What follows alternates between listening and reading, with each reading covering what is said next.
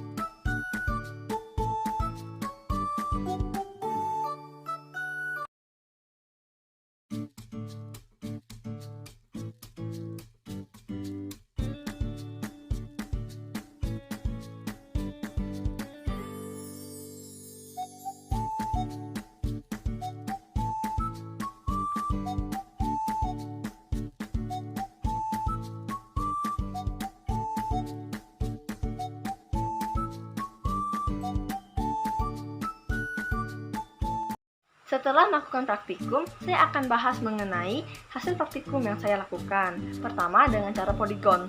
Diketahui, F1 sama dengan 0,7 meter, F2 sama dengan 1,9 meter, dan besar sudut sama dengan 19 derajat. Menurut pengukuran yang saya lakukan, resultan vektor sama dengan 2,58 meter atau 2,58 Newton. Yang kedua, cara analitis.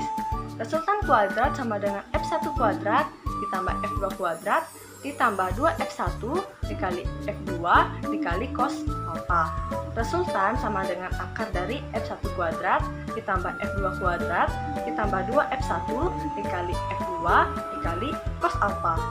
Sama dengan akar dari 0,7 kuadrat ditambah 1,9 kuadrat ditambah 2 dikali 0,7 dikali 1,9 dikali cos 19 sama dengan akar dari 0,49 ditambah 3,61 ditambah 2,66 dikali 0,989 sama dengan akar dari 0,49 ditambah 3,61 ditambah 2,63 sama dengan akar dari 6,73 sama dengan 2,59 Newton. Kesimpulannya adalah bahwa resultan vektor yang dicari menggunakan cara poligon maupun analitis hampir sama. Jadi cara poligon juga dapat digunakan untuk mencari resultan vektor.